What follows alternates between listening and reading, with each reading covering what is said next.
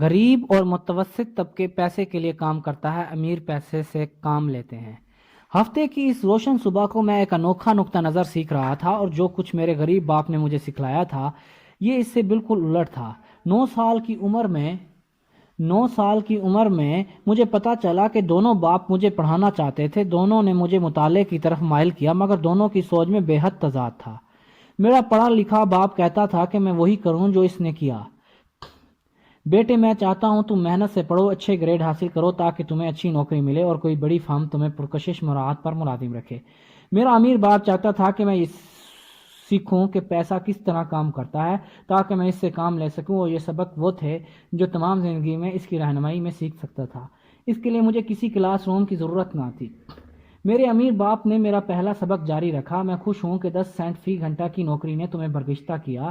اگر تم ناراض ہونے کے بجائے اسے خوشی قبول کرتے ہو تو تمہیں کبھی کا فارغ کر چکا ہوتا۔ جانکاری کے لیے زور لگانا پڑتا ہے، غصہ بھی آتا ہے، جذبات میں ادھم مچتا ہے، اور اس کے لیے ایک اٹوٹ خواہش ضروری ہے۔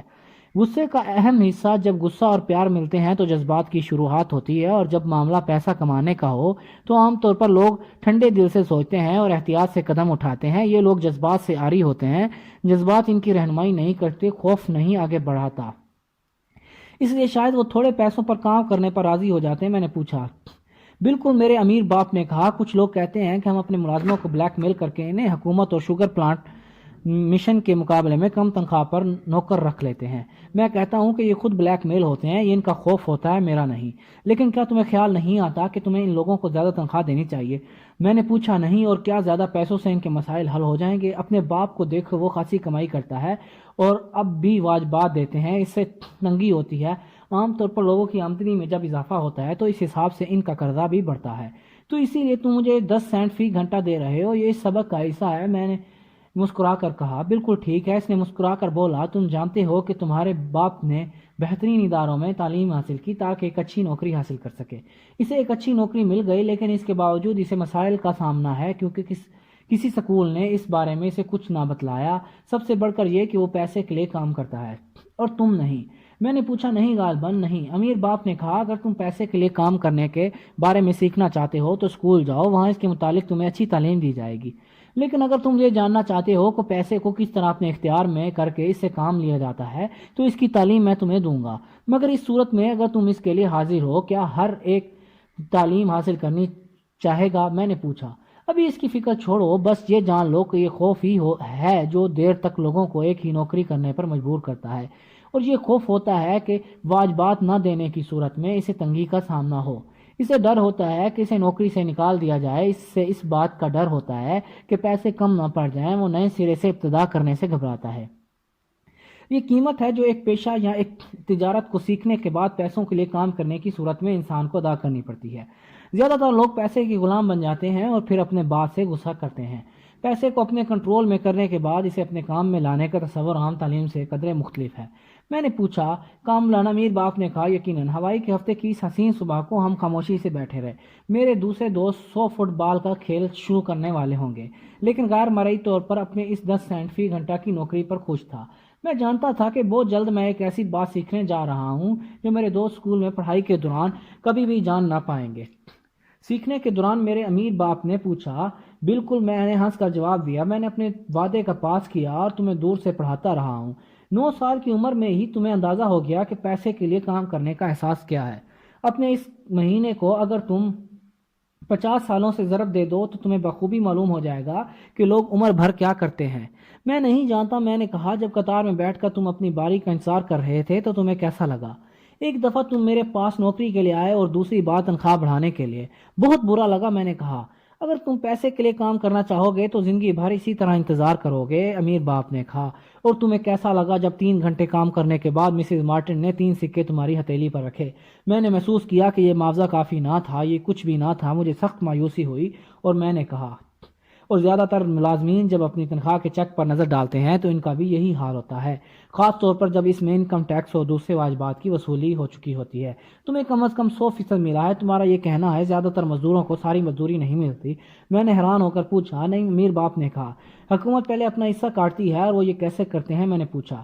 ٹیکس دینا ہوتا ہے۔ میرے امیر باپ نے کہا، جب تم کماتے ہو تو کمائی پر ٹیکس ادا کرتے ہو، جب تم خرچ کرتے ہو تو دوبارہ ٹیکس ادا کرتے ہو، جب تم بچت کرتے ہو تو اس پر ٹیکس ادا کرتے ہو، جب تم مرتے ہو تو ٹیکس ادا کرتے ہو۔ لوگ حکومت کو ایسا کرنے کی اجازت کیوں دیتے ہیں؟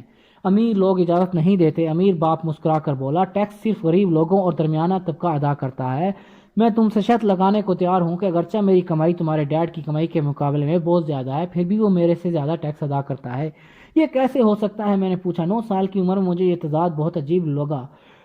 لوگ حکومت کو یہ زیادتی کرنے سے روکتے کیوں نہیں؟ امیر باپ خاموشی سے بیٹھا رہا۔ میرا خیال تھا کہ یہ وہ چاہتا تھا کہ میں بولوں کم سنوں زیادہ۔ آخر کار جب میں نے پرسکون ہوا، پھر میں اس بے انصافی پر تپ رہا تھا۔ میں جانتا تھا کہ میرا باپ ہمیشہ بھاری ٹیکس کا رونا روتا رہتا ہے، مگر سوائے اس کے کہ اس نے کچھ نہ کیا، کیا زندگی اسے دھکیل رہی تھی؟ امیر باپ کرسی کو ہولے ہولے ہلکورے دیتے ہوئے خاموشی سے مجھے دیکھتا رہا۔ کیا تم پڑھنے کے لیے تیار ہو؟ اس نے پوچھا۔ میں نے سر کو اسبات میں ہلا دیا۔ جیسا کہ میں نے کہا، تمہیں بہت کچھ سیکھنا ہے۔ پیسے کو مصرف میں لانے کے لیے زندگی بھر سیکھنا پڑتا ہے۔ عام لوگ 4 سال کالج میں گزارتے ہیں اور ان کی تعلیم ختم ہو جاتی ہے۔ میں جانتا ہوں کہ میرے لیے یہ جانکاری تمام زندگی جاری رہے گی۔ کیوں اس بارے میں جوں میری معلومات میں اضافہ ہو رہا ہے تو مجھے احساس ہوتا ہے کہ ابھی اس بارے میں مجھے بہت کچھ جاننا ہے۔ عام لوگ اس بارے میں کم جانتے ہیں۔ وہ پڑھائی ختم کرتے ہیں، ساتھ ہی نوکری کر لیتے ہیں، چیک بک میزان کر لیتے ہیں اور بس اس میں وہ مالی مسائل کا رونا روتے ہیں، اور پھر بھی ان کی یہ سوچ ہوتی ہے کہ تنخواہ بڑھنے اور ان کے حالات بہتر ہوں گے۔ بہت لوگوں کو اندازہ ہوتا ہے کہ ان کا اصل مسئلہ مالی تعلیم کی کمیابی ہے۔ تو پھر میرے ڈیڈی کو ٹیکس مسائل کا سامنا محض اس لیے ہے کہ وہ اس بارے میں نہیں جانتا۔ پریشانی کے عالم میں نے پوچھا۔ میری بات سنو، دولت مند ڈیڈی نے کہا۔ دولت کو اپنے تابع فرمان کرنے کے لیے علم کا ٹیکس ایک چھوٹا سا حصہ ہے۔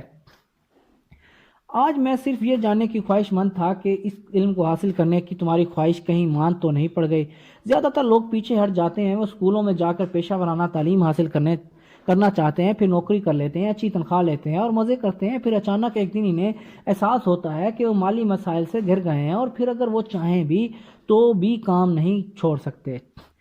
یہ اس کا جبران ہے جب آپ صرف پیسے کے لیے کام کرنے کے بارے میں جانتے ہیں، بجائے اس کے کہ پیسہ آپ کے لیے کام کرے۔ تو پھر کیا اب بھی تمہیں یہ علم حاصل کرنے کا ذوق ہے؟ امیر باپ نے پوچھا۔ میں نے ہاں میں سر ہلایا۔ ہاں ٹھیک، امیر باپ بولا۔ اب واپس کام پر جاؤ، اس دفعہ تم بغیر پیسوں کے کام کرو گے۔ کیا؟ میں حیرانگی سے بولا۔ جو میں نے کہا تم سن لیا۔ تم اس طرح ہفتہ کو 3 گھنٹہ کام کرو گے اور تمہیں کوئی معاوضہ نہیں ملے گا۔ تم پیسے کے لیے کام نہ کرنے کے بارے میں سیکھنے کی خواہش مند تھے، چنانچہ اس دفعہ میں تمہیں کچھ نہیں دے رہا۔ جو میں سن رہا تھا اس پر میرے کانوں کو یقین نہ آ رہا تھا۔ میں اس بارے میں مائک سے بھی بات کر چکا ہوں، وہ پہلے ہی بغیر معاوضے کے جھاڑ پونچھ اور صفائی میں مشغول ہو چکا ہے۔ بہتر ہے کہ تم جلدی وہاں جا کر اپنا کام شروع کر دو۔ یہ ٹھیک نہیں ہے، میں چلایا۔ تمہیں کچھ تھوڑا بہت تو دینا ہوگا۔ خود تم نے کہا کہ تم سیکھنا چاہتے ہو۔ اگر تم ابھی یہ نہیں سیکھتے تو پھر تم ان 2 عورتوں اور بوڑھے آدمی کی طرح بن جاؤ گے جو پیسے کے لیے کام کر رہے ہیں، اور ہمیشہ ڈرتے رہو گے کہیں میں نوکری سے برخاست نہ کر دوں۔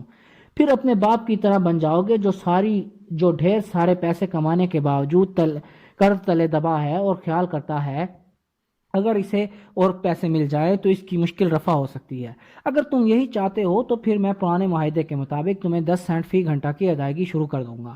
یا تم وہی کر سکتے ہو جو زیادہ تر لوگ بڑے ہو کر کرتے ہیں، یعنی گلہ کرو کہ تنخواہ زیادہ نہیں، کام چھوڑ کر چلے جاؤ اور کوئی دوسری نوکری تلاش کرو۔ میں کیا کروں؟ میں نے پوچھا۔ امیر باپ نے میرے سر کو ٹھونکا دیا۔ اسے استعمال کرو۔ اگر تم اسے صحیح طریقے سے استعمال کیا تو یہ موقع دینے کے لیے جلد ہی میرا شکریہ ادا کرو گے اور بہت جلد تم ایک دولت مند انسان بن جاؤ گے۔ میں کھڑا رہا۔ مجھے اب بھی یقین نہیں آ رہا تھا کہ مجھے اس نامعقول معاہدے کے متعلق کیا رویہ اختیار کرنا ہے۔ میں تو تنخواہ بڑھوانے آیا تھا اور مجھے یہ کہا جا رہا ہے کہ مفت کام کرو۔